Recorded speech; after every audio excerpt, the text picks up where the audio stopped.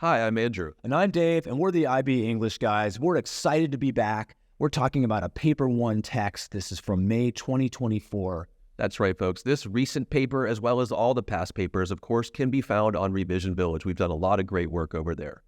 Mr. Giles, today, this text is an opinion article from UX Collective, which is an online newsletter and blog that talks about user experiences in technology. Yeah, that's right. It was aimed at designers. You think about a designer, they're wanting to be creative, and this is a really interesting approach to discuss ChatGPT and how it affects creativity. That's right, Mr. Giles. The guiding question for this text is as follows.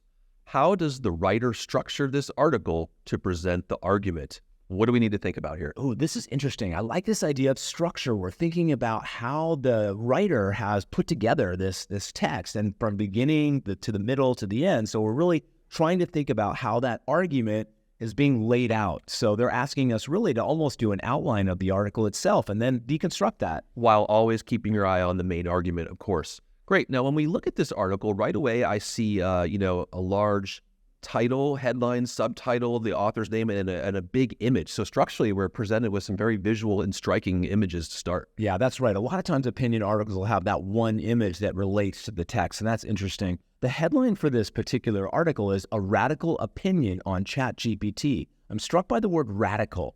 Word radical means something controversial, something kind of that's going to shake things up. Yeah, I do like that as well. And the subtitle, of course, says churn out every idea and then burn it down. I love that rhyming phrase of churn and burn. I think when you churn something out, it's this idea that it's automated, it's coming out without much thought. And then this rhyming word to burn. So take that automated generated thing and then just burn it to the ground. I love that. And this is his argument. This is his opinion. And so a lot of times opinion articles will tell you what they're trying to convince us in the headline. That's structural. That's interesting. Of course, we have the author's name, and then we have a large image of 3 purple cows. Now, as readers, we're somewhat confused by this structural decision, but it becomes apparent and clear later in the article. But what are our first impressions when we encounter this? Well, purple cows are unusual. Something kind of like, that's obviously creative. That's been like digitally enhanced. That's interesting. But we also see 3 carbon copies of the purple cow. So this creative idea has been copied. So it's making us think about. It's a little less original now. There's 3 of them, not 1. That's right. That's right. Okay, now let's get into the copy itself. We see a really clear introduction, and we see the first word is we. We need to talk about ChatGPT. I love that inclusive language. Right away, the writer is decreasing that distance between himself and the reader. Yeah, that's right. And this is, again, structurally, he's really introducing the topic, and he's talking about how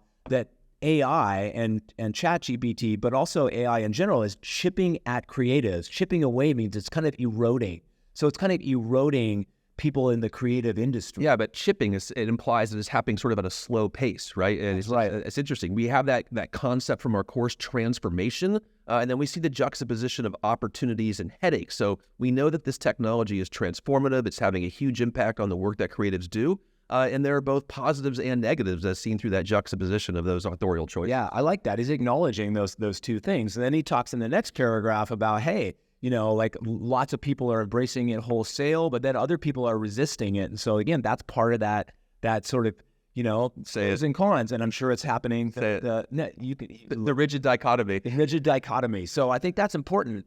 And he's also framing his argument. He's saying there's a lot of too much focus on how AI and ChatGPT makes us more efficient, saves us time and money. Yeah, now we're going to get to his thesis, and we see that high modality phrase, we should shift our thinking. This is his suggestion. He's pushing, he's encouraging us to do something. And then he identifies it as the problem. So it appears that this is going to be set up as a problem solution, structurally type of Yes, that's right. And part of this paragraph, we have great parallel structure where he's giving us this idea of it's a problem, it's a challenge, and it's an opportunity. So we see those sort of fragmented phrases. It's a really nice way to talk about, and that's part of the issue. Yeah, and then he'll follow that structural design throughout the remainder of the piece. Now, before he can get to sort of the problem and solution, we need to give our readers some context and background. They might not have a great understanding of artificial intelligence. What's this next paragraph and subtitle do for us? Yeah, this whole section. Or subheading. Right? Yeah, this subheading, machine learning in a nutshell. It's a little bit colloquial and just he's trying to wrap it up. And he's trying to define his terms and give us background and context, right? Right. That's important. That's part of the structure. So we see this idea of how computers are sort of mimicking human thought in a similar way. and they just want to give you some quick definitions about what machine learning is. Again, in the next paragraph, we see that word churn again, that verb that's being repeated. What's happening here with this impressive predictive content, the way it's being churned out? Yeah, it's churning out so much content, so much output, and that's quite impressive. And he's actually drawing an analogy in a situation to social media and how they're predicting predictive engines. Well, that's great. So structurally, he gives you something that might be a bit abstract for some thinkers, and then he gives a tangible example about how this plays out in your everyday social media world. I like right. that. That's great. And now he's going to get towards his idea about creative machine learning should shake us. This should be alarming. He's really making us something that shakes us, makes us alarming. So this is, again, part of that problem. Right? Yeah, we see his anecdotal evidence, knowing that he has played with this tool himself. And again, staying with that dichotomy of positives and negatives, he says he also was impressed yet saddened. So we see that juxtaposition coming up again. And then we see an allusion to George Orwell, Mr. Giles, as a pull quote. Yeah, George Orwell's quote is interesting because he's talking about if you've ever seen a metaphor that's been printed, don't use it because that means you're not being creative and original. So it's the idea of originality. And this is, I think, important for all of us to think about ChatGPT. It takes away some of our creativity and originality. Then Seth Godin comes into play. Seth Godin comes in, and finally we get some clarity on those purple cows. Apparently he has Seth Godin, of course, is a marketing guru.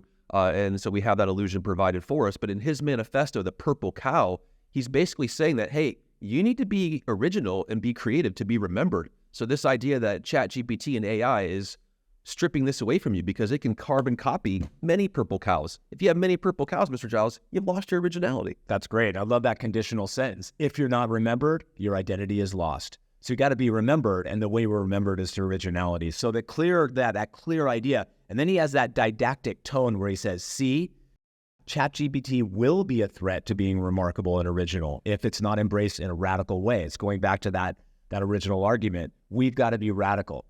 That's important. It is. And getting the concluding part of that paragraph, he says, it's our job, our challenge. It's almost like a little appositive phrase sitting there. Our job, our challenge, to emphasize that, to push beyond this idea and continue to be creative and not just start carbon copying things that are pseudo-creative. Yeah, that's right. And that's a great segue to the next section, which is the last section, which is a solution. So we see the problem, but now we have to be, hey, how do we fix this? Yeah, Mr. Giles, this is an opinion article. An opinion article without a solution is a rant. Yeah, that's right. He doesn't want a structural rant. He wants a problem, and here's my tangible solution. Yeah, that's great. And so again, he's saying getting radical with ChatGPT. I love how the unity of the word radical is being carried through the whole text. And he's talking about, hey, we've got to do something new, and that we have this strong verb of seize the opportunity and streamline ideation. I like that. Ideation is creativity, right? Definitely. Coming up with good ideas. Now, because we want to emphasize a solution, we see structurally the writer has gone to bold-faced here. And again, they're repeating that phrase, churn and burn. And then we have some imperatives because we're into the solution. We want to be a bit more commanding. So we want you to embrace, review, throw, challenge. Now we're giving some orders. They're very subtle.